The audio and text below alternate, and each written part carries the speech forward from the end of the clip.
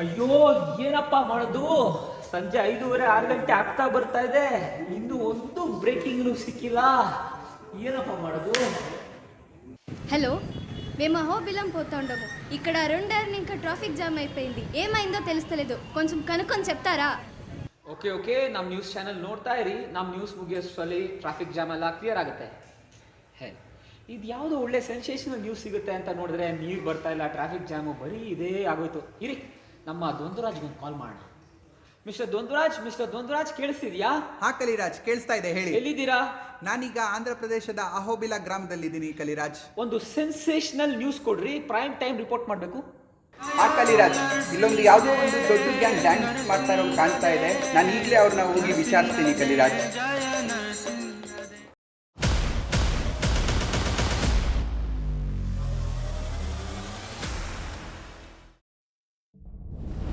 ಒಂದು sensational news ಬರ್ತಾ ಇದೆ. ಅಹೋಬಿಲದಲ್ಲಿ ಸಂಭ್ರಮಾಚರಣೆ. ಅಹೋಬಿಲದಲ್ಲಿ, ಆಂಧ್ರ ಪ್ರದೇಶದ ಅಹೋಬಿಲದಲ್ಲಿ ಸಂಭ್ರಮಾಚರಣೆ. ಇನ್ನೇನು ಕೆಲವೇ ಕ್ಷಣಗಳಲ್ಲಿ ನಮ್ಮ ಪ್ರತಿನಿಧಿಯನ್ನು ಸಂಪರ್ಕಿಸಲು ಪ್ರಯತ್ನಿಸುತ್ತಿದ್ದೇವೆ. ದ್ವಂದ್ವರಾಜ್, ಅಲ್ಲೇನ್ ನಡೀತಿದೆ ಅಂತ ಸ್ವಲ್ಪ ಹತ್ರ ಹೋಗಿ ನೋಡಿ, ವರದಿ ಮಾಡಿ. ಹಾ ಕಲಿರಾಜ್, ಇಲ್ಲೊಂದು ದೊಡ್ಡ ಕಾರ್ಯಕ್ರಮ ನಡೀತಾ ಇದೆ. ಎಂದು ಕಾಣದ ದೊಡ್ಡ ಕಾರ್ಯಕ್ರಮ ಇಲ್ಲಿ ನಡೀತಾ ಇದೆ. ಕೋಟ್ಯಾಂತರ ಜನರು ಇಲ್ಲಿ ಸೇರಿದ್ದಾರೆ ಕಲಿರಾಜ್. ಮತ್ತೆ ಇಲ್ಲಿ ಎಂದು ಕಾಣದ ಭಾರಿ ಜನರು ಸೇರಿದ್ದಾರೆ ಕಲಿರಾಜ್. ಕೆಲವರು ವಿಶೇಷ ರೀತಿಯಲ್ಲಿ ನ್ಯೂ ಟ್ರೆಂಡ್ ಡ್ರೆಸ್ಗಳನ್ನು ಕೂಡ ಧರಿಸಿದ್ದಾರೆ ಮತ್ತು ಕೆಲವರಂತೂ ತಲೆಯಲ್ಲಿ ಜುಟ್ಟನ್ನು ಬಿಟ್ಕೊಂಡಿದ್ದಾರೆ ಕಲಿರಾಜ್. ಹಾಗೂ ಕೆಲವರು ಗಂಡಸರು ಹಣೆಯಲ್ಲಿ ಟ್ಯಾಟುಗಳನ್ನ ಧರಿಸಿ ಎಂದು ಕಾಣದ ಭಾರಿ ನ್ಯೂ ಟ್ರೆಂಡ್ ಸ್ಟೆಪ್ಗಳನ್ನ ಹಾಕಿ ಮೈ ಮೆರೆತಿದ್ದಾರೆ ಕಲಿರಾಜ್ ಇಲ್ಲೆಲ್ಲರೂ. ದ್ವಂದ್ವರಾಜ್, ಯಾರು ಇವರೆಲ್ಲ ಅಂತ? ಏನ್ ಸಂಭ್ರಮಾಚರಣೆ ಇದು? ಏನ್ ಕಾರಣ ಅಂತ? ಹಾ ಕಲಿರಾಜ್, ಇಲ್ಲಿ 3 ಜನ ತುಂಬಾ ಜೋಶ್ನಲ್ಲಿ ಕುಣಿತಾ ಇದ್ದಾರೆ ಕಲಿರಾಜ್. ಇವತ್ತಿನ ವಿಶೇಷತೆ ಏನು ಅಂತ ಈ 3 ಜನನೇ ಕೇಳೋಣ ಕಲಿರಾಜ್. ಹಲೋ ಸರ್, ಇವೆಲ್ಲ ಯಾರು? ಏನಕ್ಕೆ ಈ ತರ ಒಂದು ದೊಡ್ಡ ಸಂಭ್ರಮಾಚರಣೆ ಮಾಡ್ತಾ ಇದ್ದೀರಾ? ಸರ್ ನೀವೇ ಏನ್ ನಿಮ್ಮ ಹೆಸರು? ನಾನು ನರಸಿಂಹ ಚತುರ್ದಶಿ, ಅದಕ್ಕೆ ಸಂಭ್ರಮ. ಕಲಿರಾಜ್, ಇವತ್ತು ನರಸಿಂಹ ಚತುರ್ದಶಿ ಆಗಿರೋದ್ರಿಂದ ಇಂತಹ ಒಂದು ದೊಡ್ಡ ಸಂಭ್ರಮಾಚರಣೆ ಮಾಡ್ತಾ ಇದ್ದಾರೆ ಕಲಿರಾಜ್. ಕನ್ನಡದಲ್ಲಿ ಕೇಳಿ ದ್ವಂದ್ವರಾಜ್, ಅಥವಾ ಇಂಗ್ಲಿಷಲ್ಲಾದ್ರೂ ಕೇಳಿ. ಯಾವ್ದಾವುದೋ ಭಾಷೆಯಲ್ಲಿ ಕೇಳಿದ್ರೆ ನಮಗೆ ಗೊತ್ತಿರ್ಬೇಕಲ್ಲ ದ್ವಂದ್ವರಾಜ್. ಸರ್, ಅದೇನದು ಚತುರ್ದಾಸಿ ಅಂದ್ರಲ್ಲ, ನಮ್ಗೆ ಅರ್ಥನೇ ಆಗಲಿಲ್ಲ. ಸ್ವಲ್ಪ ಅರ್ಥ ಆಗೋ ಥರ ಕನ್ನಡ ಅಥವಾ ಇಂಗ್ಲೀಷಲ್ಲಿ ಹೇಳ್ತೀರಾ? ರೀ, ಅದು ಚತುರ್ದಾಸಿ ಗೀಸಿ ಅಲ್ಲ, ಚತುರ್ದಶಿ ಅಂದ್ರೆ ಇವತ್ತು ನಮ್ಮ ನರಸಿಂಹದೇವರು ಆವಿರ್ಭಾವ ಆಗಿದ್ದಿನ ಅಂತ, ಅಂದ್ರೆ ಅವತಾರ ತಗೊಂಡಿದ್ದಿನ ಅಂತ. ಹೌದಾ? ಹಾಗಿದ್ರೆ ಈ ನರಸಿಂಹದೇವ್ರು ಯಾರು? ಅವ್ರದ್ದು ಎಷ್ಟನೇ ಬರ್ತಡೆ, ಎಲ್ಲಿದ್ದಾರೆ ಅಂತ? ಸಮಾಧಾನ. ಈಗಾಗ್ಲೇ ಒಬ್ರು ಈ ತರ ಕೇಳಿ ನಾಪತ್ತೆನೇ ಆಗ್ಬಿಟ್ಟಿದ್ದಾರೆ. ದ್ವಂದ್ವರಾಜ್, ಟೈಮ್ ವೇಸ್ಟ್ ಮಾಡಬೇಡಿ ದ್ವಂದ್ವರಾಜ್. ನಿಮಗೆ ಅವರ ಕೈಯಲ್ಲಿ ಮಾಹಿತಿ ತಗೊಳಕ್ಕಾಗೋದಿಲ್ಲ ಅಂತ ಅನಿಸ್ತಾ ಇದೆ. ಅಲ್ಲಿ ಹೋಗಿ ಅವರ ವಿರುದ್ಧವಾಗಿರೋರು ಯಾರಾದರೂ ಇದ್ದೀರಾ ಅಂತ ನೋಡಿ ಮಾಹಿತಿ ತಗೊಳ್ಳಿ. ಕಲಿರಾಜ್, ಕೇಳ್ತೀನಿ. ಆದರೆ ಕಲಿರಾಜ್, ಇಲ್ಲಿ ಎಲ್ಲ ಒಂದೇ ಟೀಮ್ ಆಗಿದ್ದಾರೆ ಕಲಿರಾಜ್. ಎಲ್ಲ ಟ್ಯಾಟೂ ಹಾಕೊಂಡು, ಬಟ್ಟೆನೆ ಬೇರೆ ಥರನೇ ಹಾಕೊಂಡು, ಬೇರೆ ಡಿಫ್ರೆಂಟ್ ಸ್ಟೆಪ್ ಮಾಡಿಕೊಂಡು ಎಂಜಾಯ್ ಮೂಡ್ನಲ್ಲಿ ಇದ್ದಾರೆ ಕಲಿರಾಜ್. ಆದರೆ ಇಲ್ಲಿ ಯಾರು ಕೂಡ ಆಪೋಸಿಷನ್ ಪಾರ್ಟಿಯವರು ನನಗೆ ಕಾಣಿಸ್ತಾ ಇಲ್ಲ ಕಲಿರಾಜ್. ಓ ದ್ವಂದ್ವರಾಜ್, ನೀವು ಅವ್ರ ಜೊತೆನೆ ಬೆರೆತು ಅವ್ರ ಥರನೇ ಡ್ಯಾನ್ಸ್ ಮಾಡಿ ಮಾಹಿತಿ ಕೇಳಿ, ಅವಾಗ ಅವ್ರು ಕೊಡ್ತಾರೆ.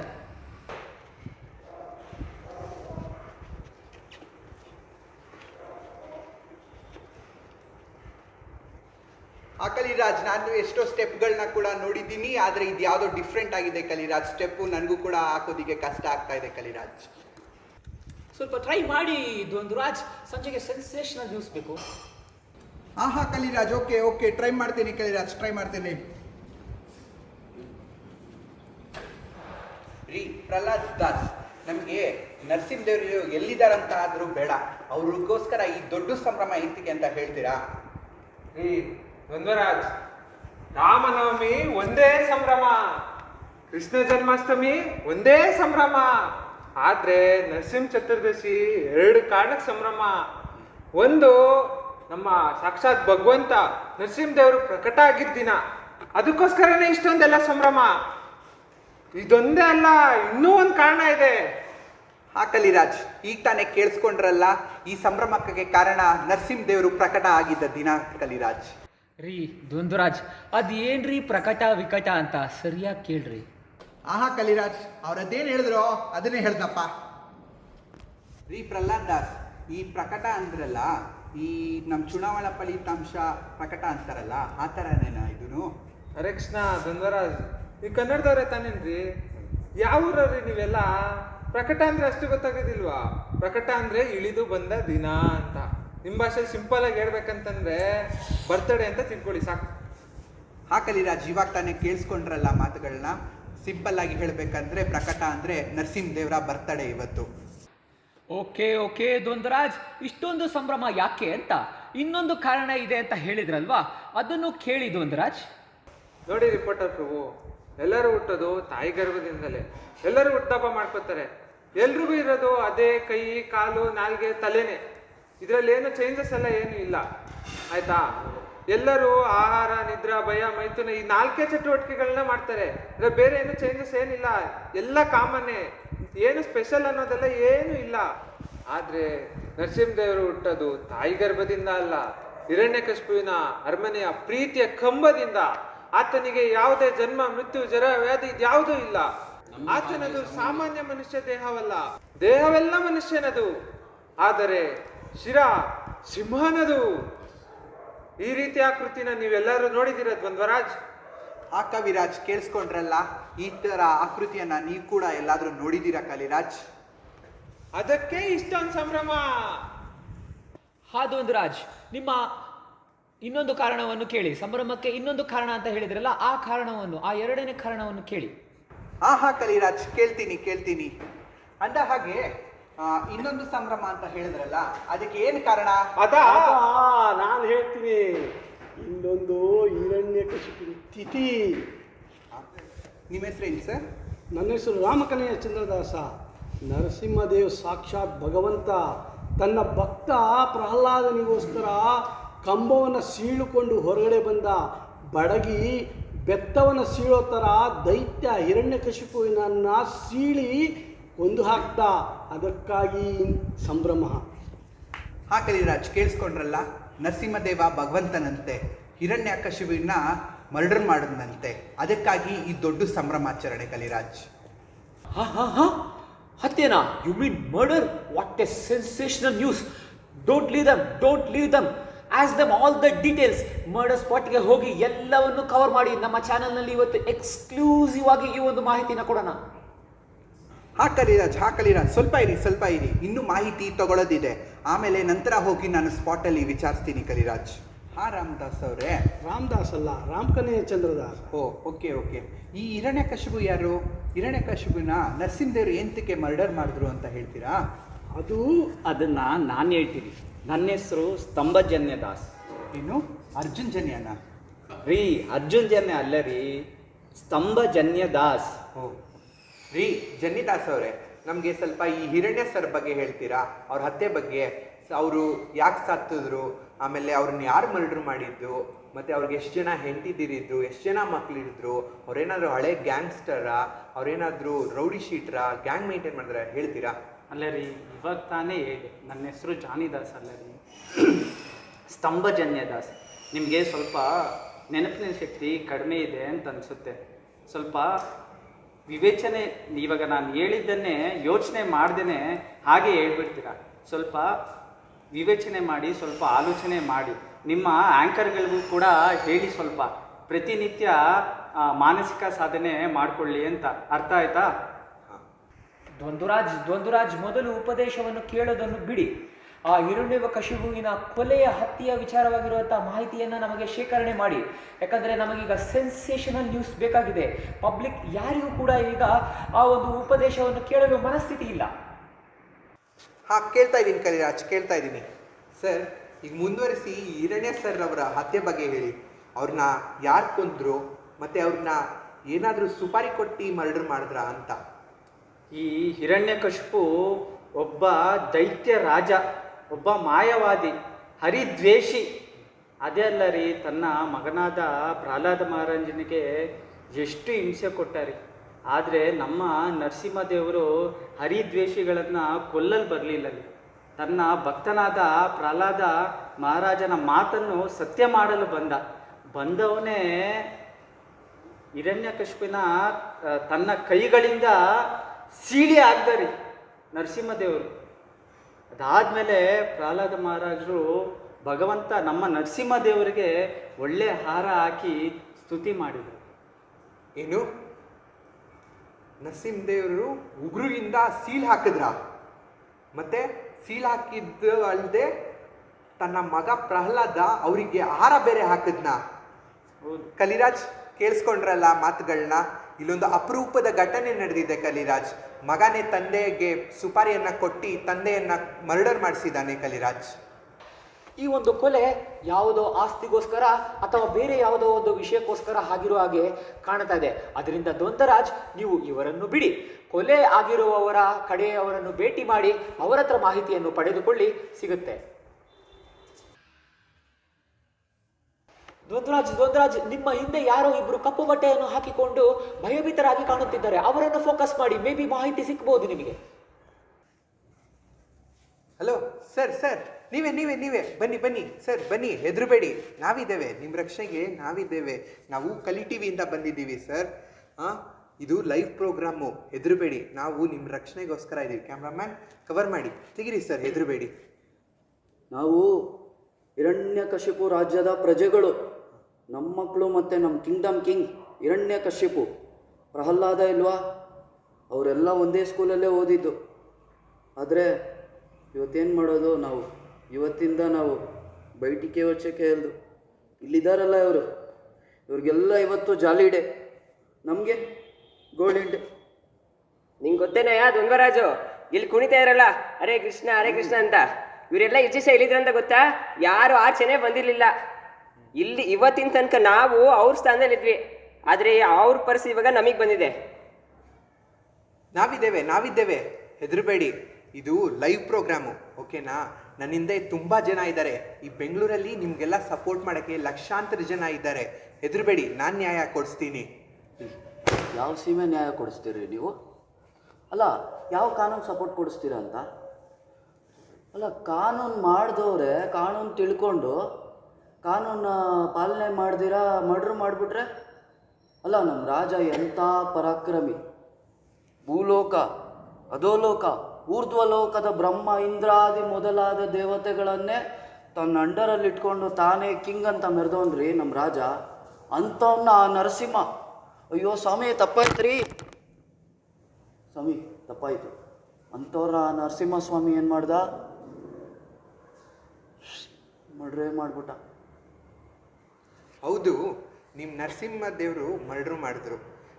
ಆಮೇಲೆ ನಿಮ್ಮ ರಾಜ 3 ಲೋಕಗಳಿಗೂ ರಾಜ ಆಗಿದ್ದ ಅಂದ್ರಲ್ಲ, ಎಲ್ಲ ದೇವತೆಗಳಿಗೂ ರಾಜ ಆಗಿದ್ದ ಅಂದ್ರಲ್ಲ. ಆದ್ರೂ ಎಂತಕ್ಕೆ ಮರ್ಡರ್ ಆಗಿದ್ದು, ಎಲ್ಲಿ ಮರ್ಡರ್ ಆಗಿದ್ದು ಅಂತ ಹೇಳ್ತೀರಾ? ಇಲ್ಲೇ ನಮ್ಮ ಅರಮನೆಯಲ್ಲೇ ಛಿದ್ರವಾಗಿ ಕೊಂದಿದ್ದು. ಬನ್ನಿ ತೋರಿಸ್ತೀನಿ. ಏನು, ಛಿದ್ರವಾಗಿ ಕೊಂದಿದ್ದ? ಹೌದು. ಒಂದು ನಿಮಿಷ ಇರಪ್ಪ, ಕ್ಯಾಮ್ರಾಮ್ಯಾನ್ ಆಫ್ ಮಾಡು, ಒಂದು ನಿಮಿಷ ನೀರು ತಗೋಬೇಕು. ಕಲಿರಾಜ್, ಈಗ ನಮಗೆ ಸ್ಪಷ್ಟವಾದ ಮಾಹಿತಿ ಸಿಗ್ತಾ ಇದೆ ಕಲಿರಾಜ್. ಮತ್ತೆ ನಮಗೆ ಮರ್ಡರ್ ಆದ ಸ್ಥಳ ಕೂಡ ನಮಗೆ ಈಗ ಪತ್ತೆ ಆಗಿದೆ ಕಲಿರಾಜ್.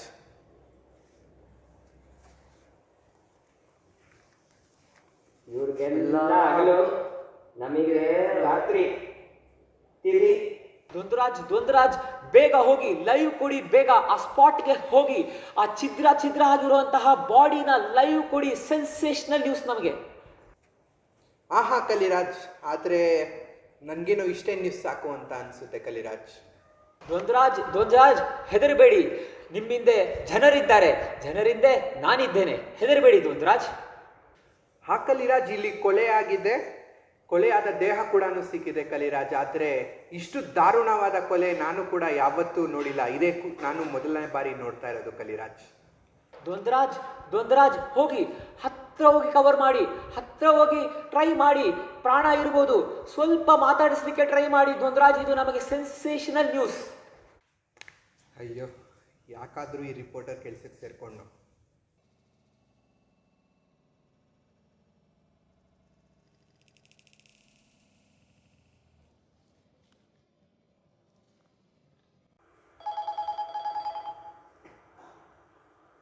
ಹಲೋ, ಹೇಳಿ ಗೀತಾ. ಹಲೋ ಸುನಿಲ್, ಎಲ್ಲಿದ್ದೀರಾ? ನಾನು ಇಲ್ಲೊಂದು ಮರ್ಡರ್ ಆಗಿದೆ, ತುಂಬ ಛಿದ್ರವಾಗಿ ಮರ್ಡರ್ ಆಗಿದೆ, ಅದು ಕವರೇಜ್ ಮಾಡಕ್ಕೆ ಬಂದಿದ್ದೀನಿ.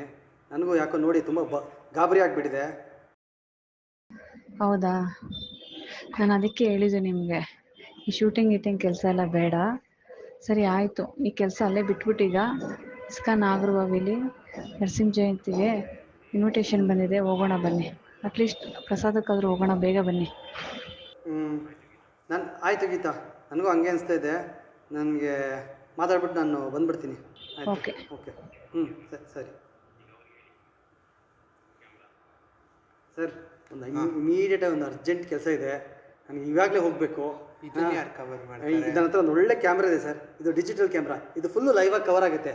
ದಯವಿಟ್ಟು ಇವತ್ತೊಂದು ಸ್ವಲ್ಪ ಬಿಟ್ಬಿಡಿ, ನಾನು ಆಮೇಲೆ ಬಂದು ಫುಲ್ ಕವರ್ ಮಾಡಿ ಕೊಡ್ತೀನಿ. ಈಗ ನನ್ನ ಬಿಟ್ಬಿಡಿ ಸರ್, ಪ್ಲೀಸ್. ಸುನೀಲ್, ಹಲೋ. ಅಯ್ಯೋ, hello sir, Hiran sir, ಎದ್ದೊಳ್ಳಿ sir. ನಾನು ದ್ವಂದ್ವರಾಜ್ ಅಂತ ಕಲಿ ಟಿವಿಯಿಂದ ಬಂದಿದ್ದೀನಿ ಸರ್.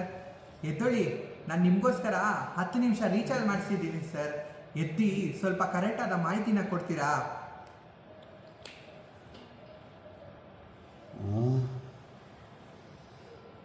10 ನಿಮಿಷ ರೀಚಾರ್ಜ? ಜಿಯೋ ಕಂಪ್ನಿಯವರು ಲೈಫ್ ಟೈಮ್ ರೀಚಾರ್ಜ್ ಕೊಡ್ತೀನಿ ಅಂತ ಹೇಳಿದ್ದಾರೆ. ಕೊಡಿಸೋದಾದರೆ ಅದನ್ನೇ ಕೊಡಿಸಿ ಒಂದು ಅವಕಾಶನ ನೋಡೇ ಬಿಡೋಣ. ಏನೋ chances sir. ISKCON social media team ಅವರು ಮತ್ತು ಭಕ್ತರು ಬೇಡಿಕೆಯಿಂದ ನಿಮಗೋಸ್ಕರ 10 ನಿಮಿಷ ರೀಚಾರ್ಜ್ನ ಮಾಡಿಸಿದ್ದೀನಿ ಸರ್. ನನ್ನನ್ನು ನಂಬಿ ನಾನು ನಿಮಗೆ ನ್ಯಾಯನ ಕೊಡಿಸ್ತೀನಿ ಸರ್. ನನ್ನ ನಂಬಿ ಸರ್, ಪ್ಲೀಸ್. ನೀವೇ ನ್ಯಾಯ ಕೊಡಿಸೋದ್ರಿ. ಅನ್ಯಾಯ ಆಗ್ತದೆ ಅಂತ ಗೊತ್ತಿದ್ರೂ ಕೂಡ ನೀವು ಸುಮ್ಮನೆ ಇರ್ತೀರ. ಎಲ್ಲ ಅನ್ಯಾಯ ಆಗೋದ್ಮೇಲೆ ಅಲ್ಲಿಗೆ ಬಂದು ನಿಮ್ಮ ಬುದ್ಧಿ ಚಾತುರ್ಯವನ್ನು ತೋರಿಸ್ತೀವಿ. ನಾನು ನೋಡಿದ ರಿಪೋರ್ಟರ್ ಏನ್ರಿ ನೀವು? ನ್ಯೂಸ್ ರಿಪೋರ್ಟರ್ ಅಂದರೆ ಅದು ಒಬ್ಬರೇ ರೀ, ಅದು ನಾರದ ಮುನಿಗಳು. ಅವ್ರ ಬಳಿಗೆ ಹೋಗಿ ನಿಮ್ಮವರೆಲ್ಲ ಒಂದು ಸಲ ಟ್ರೈನಿಂಗ್ ತಗೊಳ್ಳಿ. ಆಯಿತು, ಹಾಗೆ ಆಗಲಿ. ಇವಾಗ ನಿಮ್ಮ ಹತ್ಯೆ ಯಾರು ಮಾಡಿದ್ರು, ಏಂತಕ್ಕೆ ಮಾಡಿದ್ರು ಅಂತ, ಹಾಂ, ಅದು ಹೇಗೆ ಮಾಡಿದ್ರು? ನಿಮ್ಮದು ಹಳೆ ಆಸ್ತಿ ವಿಚಾರ ಏನಾದರೂ ಇತ್ತಾ? ಹಾಂ, ಮತ್ತು ಅಥವಾ ಹಳೆ ದ್ವೇಷ ಏನಾದರೂ ಇತ್ತಾ ಅಂತ? ಯಾವ ಆಸ್ತಿನೂ ಇಲ್ಲ ರೀ, ಅದನ್ನು ಆಮೇಲೆ ಹೇಳ್ತೀನಿ. ಅದಕ್ಕೂ ಮೊದಲು ನನ್ನ ಬಗ್ಗೆ ಹೇಳ್ತೀನಿ, ಕೇಳ್ರಿ. ನಾನು ಬ್ರಹ್ಮದೇವರನ್ನು ಕುರಿತು 1000 ವರ್ಷ ಒಂದೇ ಕಾಲಿನಲ್ಲಿ ನಿಂತು ತಪಸ್ಸು ಮಾಡಿದೆ. ಭೂತ, ಭವಿಷ್ಯ, ವರ್ತಮಾನಗಳಲ್ಲಿ ಯಾರೂ ಪಡೆಯಲಾರದ ವರವನ್ನು ಕೂಡ ಪಡೆದುಕೊಂಡೆ. ಬ್ರಹ್ಮದೇವರಂದ್ರೆ ಯಾರು? ಬ್ರಹ್ಮದೇವರು ಗೊತ್ತಿಲ್ಲ ಏನ್ರಿ? ನಿನ್ನ ನನ್ನ ಸೃಷ್ಟಿ ಮಾಡಿರೋ ಆ ಸೃಷ್ಟಿಕರ್ತವ್ಯ. ಓ, ಆ ಬ್ರಹ್ಮದೇವರೇ ಬಂದ್ರ? ಹೌದು, ಬ್ರಹ್ಮದೇವರೇ ಬಂದು ವರ ಬೇರೆ ಕೊಟ್ರ? ನಿಮ್ ಡಿಮ್ಯಾಂಡ್ ಎಲ್ಲ ಫುಲ್ಫಿಲ್ ಆಯ್ತಾ? ಆಹಾ, ಆ ಬ್ರಹ್ಮದೇವನದೇನು ತಪ್ಪಿಲ್ಲ ಬಿಡಿ. ನಾನು ಬೇಡಿದ ವರವನ್ನೆಲ್ಲ ಕೊಟ್ಟು ಬಿಟ್ಟರು. ಬ್ರಹ್ಮದೇವರು ವರ ಕೊಟ್ಟ ಮೇಲೆ ನೀವು ಕೊಲೆ ಆಗಿದ್ದೀರಾ ಅಂದರೆ ನೀವು ಕೇಳುವ ವರ ಸರಿಯಾಗಿ ಕೇಳಿಲ್ಲ ಅನಿಸುತ್ತೆ. ನಿಮಗೆ ಸ್ವಲ್ಪ ಬುದ್ಧಿ ಕಡಿಮೆ ಅಂತ ಅನಿಸುತ್ತೆ. ಹಾಂ, ನನಗೇನಾದರೂ ಬ್ರಹ್ಮದೇವರು ಪ್ರತ್ಯಕ್ಷ ಆಗಿದ್ದಿದ್ರೆ ನಾನು ಸಾವೇ ಇಲ್ಲದಂತೆ ಹೆಚ್ಚಾಗಿ ಹಣ ಸಿಗುವಂತೆ ಚೆನ್ನಾಗಿ ವರ ಕೇಳಿ ಜಯಿಸ್ತಾ ಇದೆ. ಆದರೆ ನೀವು ಬ್ರಹ್ಮದೇವರ ಹತ್ರ ಈ ರೀತಿಯ ವರವನ್ನು ಕೇಳಿಲ್ಲ ಅಂತ ಅನಿಸುತ್ತೆ. ಅಯ್ಯೋ ಕೂಸೆ, ಅರಬೆಂದ ಮಡಿಕೆಯೇ, ನೀನು ಭಾಗವತವನ್ನು ಕೇಳಿಲ್ಲ ಅನಿಸುತ್ತದೆ. ಇನ್ನಾದರೂ ಏಕಭಾವದಲ್ಲಿ ನೀ ಇಸ್ಕಾನ್ ನಾಗರಬಾವಿ ಭಕ್ತರ ಜೊತೆಗೂಡಿ ಅಲ್ಲಿ ಭಾಗವತವನ್ನು ಕೇಳು. ಅಲ್ಲಿ ನಾನು ಯಾರು, ನನ್ನ ವರ್ಣನೆ ಏನು ಅನ್ನೋದು ನಿನಗೆ ತಿಳಿಯುತ್ತದೆ. ನಾನು ಅಲ್ಪ ಬುದ್ಧಿಯವನಲ್ಲ, ಅತೀ ಬುದ್ಧಿಯವನು. ಏನು ಅತಿ ಬುದ್ಧಿಯವನೇ? ಹೌದು, ಕೆಲವೊಮ್ಮೆ ಅತಿ ಬುದ್ಧಿಯಿಂದ ನಮ್ಮ ಬದುಕು ಸರ್ವನಾಶವಾಗುತ್ತದೆ. ಅದಕ್ಕೆ ನಾನೇ ಸಾಕ್ಷಿ. ನನಗೆ ಸಾವೇ ಬರಬಾರದೆಂದು ಆ ಬ್ರಹ್ಮದೇವನಲ್ಲಿ ಕೇಳಿದೆ. ಇಲ್ಲಿ ನಾನು ಮರೆತಿದ್ದು ಏನೆಂದರೆ ಆ ಬ್ರಹ್ಮದೇವನಿಗೂ ಸಾವಿದೆ ಎನ್ನುವುದು. ಆದರೂ ಬ್ರಹ್ಮದೇವರು ಕೊಟ್ಟ ವರಗಳಿಂದ ನನ್ನ ದುರಾಂಕಾರದ ಕಾರಣದಿಂದ ನಾನು ಮಾಡಬಾರದ ತಪ್ಪನ್ನೆಲ್ಲ ಮಾಡಿದೆ. ನನ್ನ 4 ನಿಯಂತ್ರಿತ ತತ್ವಗಳನ್ನು ಕೂಡ ಮುರಿದೆ. ನನ್ನನ್ನೇ ದೇವರೆಂದು ಪೂಜಿಸಬೇಕೆಂದು ಇಡೀ ನನ್ನ ಆಡಳಿತ ವ್ಯಾಪ್ತಿಯಲ್ಲಿ ಶಾಸನ ವಿಧಿಸಿದೆ. ಜನರು ನನ್ನನ್ನು ಕೂಡ ಪೂಜೆ ಮಾಡಿದ್ರು, ಇದನ್ನು ಕೂಡ ಅವರೆಲ್ಲ ಒಪ್ಪಿಕೊಂಡರು. ಆದರೆ ನೀವೇ ದೇವರಂದ ಮೇಲೆ ನಿಮ್ಮನ್ನು ಯಾರು ಯಾವ ಉದ್ದೇಶಕ್ಕಾಗಿ ಮರ್ಡರ್ ಮಾಡಿದ್ರು ಅಂತ ಆ ನಿಮ್ಮ ಸ್ಥಾನಕ್ಕೆ ಯಾರಾದರೂ ಕಾಂಪಿಟೇಷನ್ ಏನಾದರೂ ಇದ್ರಾ? ಯಾವ ಕಾಂಪಿಟೇಟರು ಇಲ್ಲ, ಅದನ್ನು ಆಮೇಲೆ ಹೇಳ್ತೀನಿ.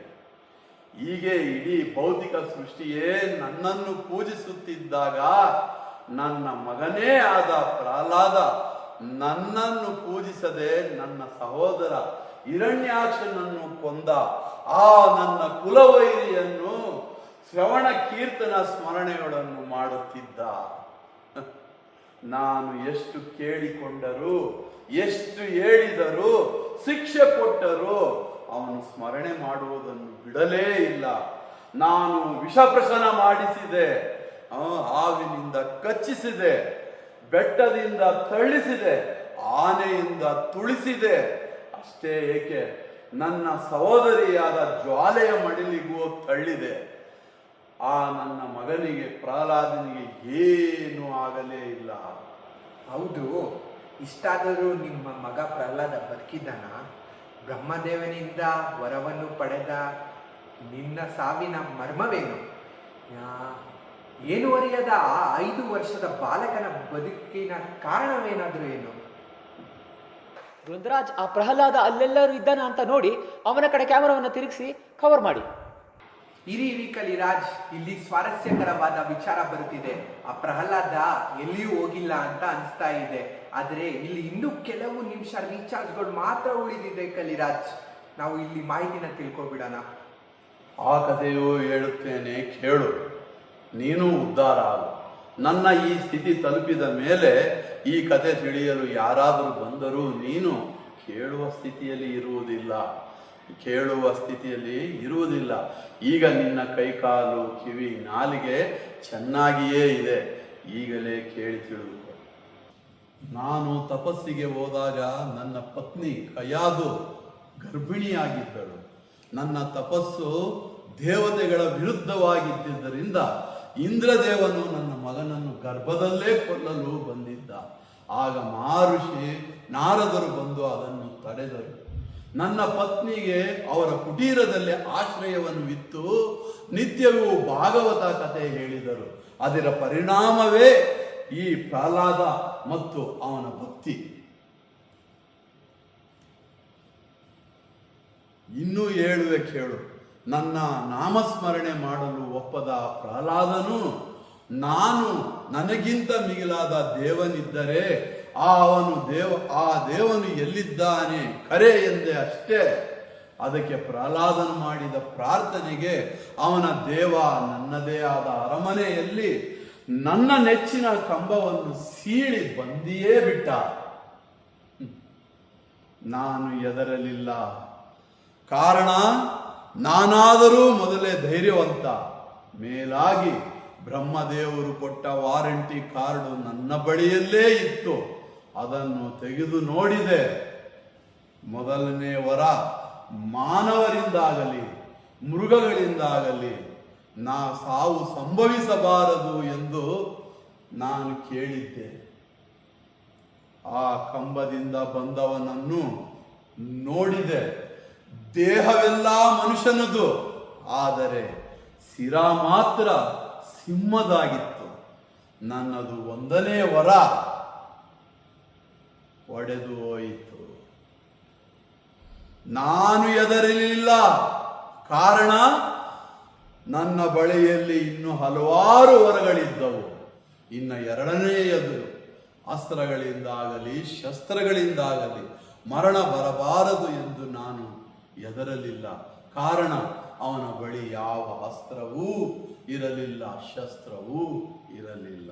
ಆದರೆ ನಿಧಾನವಾಗಿ ಆತನ ಪ್ರತಿ ಅಂಗವನ್ನು ದಿಟ್ಟಿಸಿ ನೋಡಿದಾಗ ಅವನ ಕಮಲದಂಥ ಕೈಬೆರಳುಗಳಲ್ಲಿ ಮೊಣಚಾದ ಉಗುರುಗಳು ಸ್ವರ್ಣಕಾಂತಿಯಿಂದ ಪ್ರಜ್ವಲಿಸುತ್ತಿತ್ತು. ನಾನು ಎದರದೆ ಎರಡನೇ ವರವನ್ನು ಒಡೆದು ಹಾಕಿದೆ. ಹಗಲಲ್ಲಿ ಆಗಲಿ ഇരുಳಲ್ಲಿ ಆಗಲಿ ನನಗೆ ಸಾವು ಬರಬಾರದೆಂದು ಮೂರನೇ ವರವೂ ಇತ್ತು. ಇದು ಒಂದು ಕಾರಣ ಸಾಕು ಸರ್, ಆ ನರಸಿಂಹ ದೇವನ ಮೇಲೆ ಕೇಸ್ ಹಾಕಲು ಬಿಡಿ. ನಿಮ್ಮನ್ನು ನಮ್ಮ ತಂಡ ರಕ್ಷಿಸುತ್ತೆ, ಭಯಪಡಬೇಡಿ ಸರ್. ನಮ್ಮ ಪಾಪದ ಕೂಡ ತುಂಬಿದಾಗ ಯಾವ ತಜ್ಞರು ಏನು ಮಾಡಲಾಗದು. ನನ್ನನ್ನು ನಂಬಿ ನಾನು ನಿಮಗೆ ನ್ಯಾಯ ಕೊಡಿಸ್ತೀನಿ ಸರ್. ಪೂರ್ಣವಾಗಿ ಕೇಳುವ ನಂತರ ತೀರ್ಮಾನ ತೆಗೆದುಕೋ ಧನ್ವರಾಜ್. ನಾನು ಆ ಕಂಬವನ್ನು ಸ್ವಲ್ಪ ಸಮಯಕ್ಕೆ ಮೊದಲೇ, ಅಂದರೆ 4 ಗಂಟೆಗೋ 5 ಗಂಟೆಗೋ ಒಡೆಯಬೇಕಿತ್ತು, ಆಗ ಚೆನ್ನಾಗಿ ಇರುತ್ತಿತ್ತು. ಆದರೆ ನನಗೆ ತಮೋಗುಣ ಹೆಚ್ಚಾಗಿತ್ತು, ಸಮಯ ವ್ಯರ್ಥ ಮಾಡಿದೆ. ನಾನು ನನ್ನ ನೆಚ್ಚಿನ ಕಂಬವನ್ನು ಒಡೆದಾಗ ಗಂಟೆ 6 ಆಗಿತ್ತು. ಅದು ಹಗಲೂ ಅಲ್ಲ, ರಾತ್ರಿಯೂ ಅಲ್ಲ. ನನ್ನ ಮೂರನೇ ವರವು ಕ್ಯಾನ್ಸಲ್ ಆಯಿತು. ಈ ಸಮಯದಲ್ಲೂ ನನಗೆ ಹೆದರಿಕೆ ಆಗಲೇ ಇಲ್ಲ. ನಾನು ಅಷ್ಟಕ್ಕೆ ಸುಮ್ಮನಾಗಲಿಲ್ಲ ದ್ವಂದ್ವರಾಜ್. ನನ್ನ ಇಡೀ ಪರಾಕ್ರಮವನ್ನು ತೋರಿಸಿ ನನ್ನ ಖಡ್ಗದಿಂದ ಆ ನರಸಿಂಹ ದೇವನ ಮೇಲೆ ಆಕ್ರಮಣ ಮಾಡಿದ್ದೆ. ಆ ಆಕ್ರಮಣದ ವಿವರಣೆಯನ್ನು ನೀನು ಭಾಗವತದಲ್ಲಿ ಕೇಳಿ ತಿಳಿದುಕೋ. ಕಾರಣ ಇಲ್ಲಿ ಸಮಯವಿಲ್ಲ. ನಂತರ ನನ್ನನ್ನು ನರಸಿಂಹದೇವ ತನ್ನ ಕೈಗಳಿಂದ ಎತ್ತಿಕೊಂಡು ಅರಮನೆಯಿಂದ ಹೊರಕ್ಕೆ ಹೋಗುವ ಮಾರ್ಗದಲ್ಲಿ ನಡೆದ. ನಾನು ತಿಳಿದೆ, ಈಗ ನನ್ನನ್ನು ಅರಮನೆಯಿಂದ ಹೊರಗಡೆ ಕರೆದುಕೊಂಡು ಹೋಗುತ್ತಿದ್ದಾನೆ ಎಂದು. ನನ್ನ ಮತ್ತೊಂದು ವರದಲ್ಲಿ ನನ್ನನ್ನು ಮನೆಯ ಒಳಗಾಗಲಿ ಹೊರಗಡೆ ಆಗಲಿ ಮರಣ ಬರಬಾರದೆಂದು ಕೇಳಿದ್ದೆ. ಆದರೆ ಹೋಗುವ ದಾರಿಯಲ್ಲೇ ನನ್ನ ಅರಮನೆಯ ಮುಖ್ಯ ದ್ವಾರದ ಹೊಸಲಿನ ಮೇಲೆ ನಿಂತು ಬಿಟ್ಟ. ತಿಳಿಯುತ್ತಲ್ಲ, ನಿನಗೆ ನನ್ನ 4ನೇ ವರವು ಕೃಷ್ಣಾರ್ಪಣವಾಯಿತು. ಆದರೂ ನಾನು ಹೆದರುವೆನೇ. ನೀರಿನಲ್ಲಿ ಮುಳುಗುವವನಿಗೆ ಒಂದು ಹುಲ್ಲು ಕಡ್ಡಿ ಸಾಕು ಬದುಕಲು. ಇದೇ ರೀತಿ ನನ್ನ ಬಳಿ ಇನ್ನೂ ಒಂದು ವರವಿತ್ತು. ಅದು ಭೂಮಿಯ ಮೇಲಾಗಲಿ ಆಕಾಶದಲ್ಲೇ ಆಗಲಿ ನನ್ನ ಸಾವು ಬರಬಾರದು ಎಂದು. ಆದರೆ ಆ ದೇವಾದಿದೇವ ಎಲ್ಲ ವಿದ್ಯೆಗಳ ಅಧಿಪತಿ, ಆ ಉಗ್ರ ರೂಪದ ಅಷ್ಟಭುಜದ ಅಜಾನುಲಂಬಿತ ಬಾವುಗಳು ಬೃಹತ್ ರೂಪಿ ಅಷ್ಟಾಂಗ ಯೋಗದಿಂದ ತಿಳಿಯಬೇಕಾದ ತಾನೇ ಯೋಗ ಭಂಗಿಯಲ್ಲಿ ನನ್ನ ಭಾರವಾದ ಶರೀರವನ್ನು ಎತ್ತುಕೊಂಡು ನೆಲದಿಂದ ಮೇಲೆ ಹಾರಿ ತನ್ನ ಸ್ವರ್ಣಕಾಂತಿಯ ಕಣ್ಣುಗಳಿಂದ ನನ್ನ ಇಡೀ ದೇಹವನ್ನು ಅವಲೋಕಿಸಿ ಯಾವ ಶುದ್ಧ ಭಕ್ತರು ನರಸಿಂಹನ ನಖಸ್ತುತಿ ಮಾಡುವರೋ ಆ ನಖಗಳಿಂದ ನನ್ನ ಹೊಟ್ಟೆಯನ್ನು ಸೀಳಿ ಕರುಳನ್ನು ಬಗೆದು ತನ್ನ ಮತ್ತೆರಡು ಕೈಗಳಿಂದ ಆ ಕರುಳನ್ನು ಹಾರವನ್ನಾಗಿ ಮಾಡಿಕೊಂಡ. ಆ ಸಮಯದಲ್ಲಿ ನಾನು ಹೆದರಲಿಲ್ಲ. ಕಾರಣ ಜೀವಂತವಾಗಿಯೇ ಇದ್ದೆ. ಕಾರಣ ನನ್ನ ಇಂದಿನ ತಪಸ್ಸಿನ ಸಮಯದಲ್ಲಿ ನನ್ನ ಇಡೀ ದೇಹವೇ ನಾಶವಾಗಿತ್ತು. ದೇಹ ಮತ್ತು ಆತ್ಮದ ವ್ಯತ್ಯಾಸ ನನಗೆ ಚೆನ್ನಾಗಿ ತಿಳಿದಿದೆ. ಇದೇ ತತ್ವವನ್ನು ನನ್ನ ಸಹೋದರನ ಸಾವಿನಲ್ಲಿ ನನ್ನ ಸಹೋದರನ ಹೆಂಡತಿಗೆ ನಾನೇ ಉಪದೇಶ ಮಾಡಿದ್ದೆ. ಹಾಗಾಗಿ ನನ್ನ ದೇಹ ಛಿದ್ರವಾಗಿ ಹೋಗಿದ್ದರೂ ಅದನ್ನು ಲೆಕ್ಕಿಸದೆ ಬ್ರಹ್ಮದೇವರ ಕೊಟ್ಟಂತ ಆ ವಾರಂಟಿ ಕಾರ್ಡನ್ನು ತಿರುಗಿಸಿ ನೋಡಿದೆ. ಸಣ್ಣದಾಗಿ ಟರ್ಮ್ಸ್ ಅಂಡ್ ಕಂಡೀಷನ್ ಅಪ್ಲೈ ಎಂದು ಮುದ್ರಿತವಾಗಿತ್ತು. ಜೊತೆಗೆ ಎಕ್ಸ್ಪೈರ್ ಡೇಟು ಕೂಡ ಇತ್ತು. ಆ ದಿನ ಇದೇ ಆಗಿತ್ತು.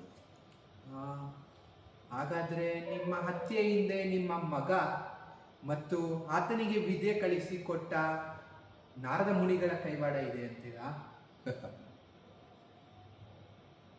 ಹೇ ದ್ವಂದ್ವರಾಜ್, ಹಾಗಾದ್ರೆ ಆ ನಾರದ ಮುನಿ ಎಲ್ಲಿದ್ದಾರೆ ಅಂತ ನೋಡಿ ಅವರನ್ನು ಕರೆತಂದು ನಾಸ್ತಿಕರ ಮುಂದೆ ನಿಲ್ಲಿಸಿ ವಿಚಾರಿಸೋಣ. ರಿಪೋರ್ಟರ್ ರಾಜ, ಇಲ್ಲಿ ನನ್ನ ಮಗ ಪ್ರಹ್ಲಾದನಾಗಲಿ ನಾರದ ಮುನಿಗಳಾಗಲಿ ತಪ್ಪಿದಸ್ಥರಲ್ಲ. ನನ್ನ ಅಹಂಕಾರವೇ ನನ್ನ ಅಂತ್ಯಕ್ಕೆ ಕಾರಣ. ನಾನು ಶುದ್ಧ ವೈಷ್ಣವರಾದ ನಾರದ ಮುನಿಗಳನ್ನು ಮತ್ತು ಅನನ್ಯ ಭಕ್ತನಾದ ನನ್ನ ಮಗ ಪ್ರಹ್ಲಾದನನ್ನು ಅವಮಾನ ಮಾಡಿ ತೊಂದರೆ ಕೊಟ್ಟಿದ್ದೇ ನನ್ನ ಅಂತ್ಯಕ್ಕೆ ಕಾರಣವಾಯಿತು. ನನ್ನ ಜೀವಮಾನದಲ್ಲಿ ಎಂದೂ ಪ್ರೀತಿಯಿಂದ ಹರಿನಾಮ ಮಾಡಲಿಲ್ಲ. ಇದೇ ಈ ದಾರುಣ ಹತ್ಯಕ್ಕೆ ಕಾರಣ. ಇನ್ನಾದರೂ ನೀವು ಮತ್ತು ನಿಮ್ಮ ತಂಡ ಕಲಿಯುಗದ ಈ ಸ್ಥಳದಲ್ಲಿ ಚೈತನ್ಯ ಮಹಾಪ್ರಭುಗಳ ಆಜ್ಞೆಯಂತೆ, ಪ್ರಭುಪಾದರ ಕೃಪಾಧಾರ ಇಚ್ಛೆಯಂತೆ ಹರಿನಾಮ ಪ್ರಚಾರ ಮಾಡುತ್ತಿರುವ ಇಸ್ಕಾನ್ ನಾಗರಬಾವಿ ಭಕ್ತಿರ ಬಳಿ ಹೋಗಿ ಅವರೊಂದಿಗೆ ಬೆರೆತು ಕಲಿತು ಅರಿತು ನಿಮ್ಮ ಚಾನಲನ್ನು ಕಲಿ ಚಾನಲ್ನಿಂದ ಕಲಿವರದ ಚಾನಲ್ ಎಂದು ಬದಲಾಯಿಸಿಕೊಳ್ಳಿ. ನಿತ್ಯವೂ ಹರೇ ಕೃಷ್ಣ ನಾಮ ಜಪ ಮಾಡಿ, ಭಗವದ್ಗೀತೆ ಕೇಳಿ, ನಾಮ ಸಂಕೀರ್ತನ ಮಾಡಿ, ಪ್ರಸಾದ ಸ್ವೀಕಾರ ಮಾಡಿ, ಭಕ್ತರ ಸಂಘದಲ್ಲಿ ಇರಿ. ಈ ದೇಹ ಬಿಟ್ಟ ಮೇಲೆ ನಾನೇ ನಿಮ್ಮನ್ನು ಜಯ ವಿಜಯರಾಗಿ ವೈಕುಂಠಕ್ಕೆ ಬರಮಾಡಿಕೊಳ್ಳುತ್ತೇನೆ. ಹರೇ ಕೃಷ್ಣ, ಹರೇ ಕೃಷ್ಣ. ಕಿರಣ್ ಸರ್, ನೀವು ಹೇಳಿದ್ದು ನನಗೆ ತುಂಬ ಕನ್ವಿನ್ಸ್ ಆಗಿದ್ದೀನಿ. ಇವತ್ತಿನ ಜನತೆಗೆ ಏನೊಂದು ಸಮ್ಮರಿನ ಕೊಡ್ಬೇಕಂತಿದ್ದೀರಾ ಫೈನಲ್ ಆಗಿ? ನಿಮಗೊಂದು ಒಳ್ಳೆ ಸಂದೇಶವನ್ನು ಕೊಡುತ್ತೆ. ನನ್ನ ಮಗ ಪ್ರಹ್ಲಾದನಂತ ಅನನ್ಯವಾದ ಭಕ್ತ, ಅಂತ ಪ್ರಹ್ಲಾದನಂತ ಭಕ್ತರು ಪ್ರತಿಯೊಬ್ಬರ ಮನೆಯಲ್ಲೂ ಕೂಡ ಇರುತ್ತಾರೆ. ವಯಸ್ಸು ಚಿಕ್ಕವರಾಗಿರಲಿ ದೊಡ್ಡವರಾಗಿರಲಿ, ಬ್ರಹ್ಮಜ್ಞಾನ ತಿಳಿದವನೇ ಪರಮ ಭಕ್ತ. ಅವನಿಂದ ಕಲಿಯಬೇಕಾದವರು ತಿಳಿಯದೇ ಇರೋರು. ಹಾಗಾಗಿ ಅವರ ಮನೆಯಲ್ಲಿ ಯಾರೇ ಇರಲಿ, ಸಣ್ಣ ಹುಡುಗ ಒಂದು ಒಳ್ಳೆಯ ವಿಚಾರವನ್ನು ಕೊಡ್ತಾನೆ ಅಂದರೆ ಅದನ್ನು ಯಾರು ಬೇಕಾದರೂ ಆ ಒಂದು ವಿಚಾರವನ್ನು ತೆಗೆದುಕೊಳ್ಳಬಹುದು. ಅದರಿಂದ ನಾನು ಹೇಳೋದಿಷ್ಟೇ, ಕೆಲವು ಬಾರಿ ಒಳ್ಳೊಳ್ಳೆ ಅನನ್ಯ ಭಕ್ತರು ನಿಮ್ಮ ಮನೆ ಬಾಗಿಲಿನ ಬಳಿ ಬರುತ್ತಾರೆ, ಪ್ರಚಾರ ಮಾಡುತ್ತಾರೆ, ಹರಿನಾಮ ಜಪ ಮಾಡಿ ಎಂದು ಹೇಳುತ್ತಾರೆ. ನಿರಾಕರಿಸಬೇಡಿ, ಅವರ ಮಾತನ್ನು ಒಪ್ಪಿಕೊಳ್ಳಿ. ಒಪ್ಪಿಕೊಂಡು ಭಗವದ್ಗೀತೆಯನ್ನು ಅಧ್ಯಯನ ಮಾಡಿ, ಭಕ್ತರ ಸಂಘದಲ್ಲಿ ಇರಿ, ಪ್ರಸಾದವನ್ನು ತೆಗೆದುಕೊಳ್ಳಿ, ನಾಮ ಸಂಕೀರ್ತನವನ್ನು ಮಾಡಿ, ನಿಮ್ಮ ಜೀವನ ಉದ್ಧಾರವಾಗಿ ಬಿಡುತ್ತದೆ. ಹರೇ ಕೃಷ್ಣ. ಇಷ್ಟೇ ನಾನು ತಿಳಿಸುವ ಈ ಎಲ್ಲ ಜನತೆಗೆ ನನ್ನ ಸಂದೇಶ. ಈಗ ಜನತೆಗೆ ಸಂದೇಶ ಕೊಟ್ಟಿದ್ದಾಯಿತು, ಈಗ ನಿಮಗೂ ಒಂದು ಸಂದೇಶವನ್ನು ಹೇಳ್ತೀನಿ, ಕೇಳಿ. ನಿಮ್ಮ ಈ ಕಲಿ ಚಾನಲ್ ಅನ್ನು ಕಲಿವರದ ಚಾನಲ್ ಅನ್ನಾಗಿ ಬದಲಾಯಿಸಿಕೊಳ್ಳಿ. ಮತ್ತೆ ನಿಮ್ಮ ಇಡೀ ಕಲಿ ಚಾನಲ್ ತಂಡದವರಿಗೆಲ್ಲ ನನ್ನದೊಂದು ವಿನಂತಿ, ನೀವೆಲ್ಲರೂ ಕೂಡ ಹರಿನಾಮ ಜಪವನ್ನು ಮಾಡಿ, ನಿತ್ಯವೂ ಹರೇ ಕೃಷ್ಣ ಮಂತ್ರ ಜಪವನ್ನು ಜಪಿಸುತ್ತಾ ಆನಂದವಾಗಿ ಇರಿ.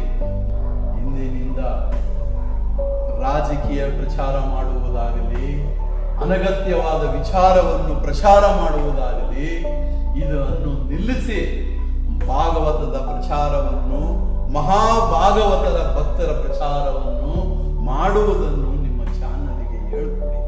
ಏನು ಅದರಿಂದ ನೀವು ಕೂಡ ಪುಣ್ಯ ಕಟ್ಟಿಕೊಳ್ಳಿ. ಇದೇ ನಾನು ನಿಮ್ಮ ಕಲಿ ಚಾನಲ್ಗೆ ಅಂತಿಮವಾದ ಸಂದೇಶವನ್ನು ನೀಡುತ್ತಿರುವುದು. ಜೈ ನರಸಿಂಹದೇವ. ಹರೇ ಕೃಷ್ಣ ಹರೇ ಕೃಷ್ಣ, ಕೃಷ್ಣ ಕೃಷ್ಣ ಹರೇ ಹರೇ, ಹರೇ ರಾಮ ರಾಮ ರಾಮ ಹರೇ ಹರೇ, ಹರೇ ಕೃಷ್ಣ ಕೃಷ್ಣ ಕೃಷ್ಣ ಹರೇ ಹರೇ, ಹರೇ ರಾಮ ರಾಮ ರಾಮ ಹರೇ ಹರೇ, ಹರೇ ಕೃಷ್ಣ ಕೃಷ್ಣ ಕೃಷ್ಣ ಹರೇ ಹರೇ, ಹರೇ ರಾಮ ರಾಮ ರಾಮ ಹರೇ ಹರೇ. ಕಲಿರಾಜ್, ಕೇಳಿಸ್ಕೊಂಡ್ರಲ್ಲ ಹಿರಣ್ಯ ಸರ್ ಅವರ ಮಾತುಗಳನ್ನ. ಅವರ ಸಾವಿಗೆ ಕಾರಣ ಆದಂತಹ ಪ್ರಹ್ಲಾದ ಮತ್ತು ನಾರದ ಮುನಿಗಳನ್ನ ಸ್ವತಃ ಅವರೇ ಹೊಗಳುತ್ತಿದ್ದಾರೆ. ಮತ್ತು ಅವ್ರನ್ನ ಮರ್ಡರ್ ಮಾಡಿದೆ ನರಸಿಂಹದೇವರು, ಆದರೂ ಅವ್ರನ್ನ ಕೂಡ ಅವರು ಹೊಗಳುತ್ತಿದ್ದಾರೆ. ಇದನ್ನು ನಾವು ಯೋಚನೆ ಮಾಡಬೇಕಾದಂಥದ್ದೇ ಕಲಿರಾಜ್. ಅದಲ್ಲದೆ ನಾವು ಏನು ಅವರು ಲಾಸ್ಟ್ ಮೆಸೇಜ್ ಕೊಟ್ರಲ್ಲ ಅದನ್ನು ನಾವು ಅಳವಡಿಸ್ಕೊಂಡು ಇನ್ಮೇಲೆ ನಾವು ಕೂಡ ಸ್ವತಃ ನಾವೇ ಹೋಗಿ ಎಲ್ಲ ಕಡೆ ಭಾಗವತನ ಪ್ರಚಾರ ಮಾಡಬೇಕು ಕಲಿರಾಜ್.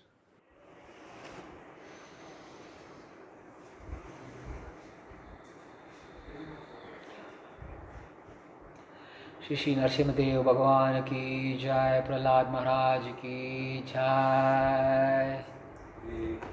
हरे कृष्णा कृष्ण कृष्ण हरे हरे, हरे राम राम राम हरे हरे.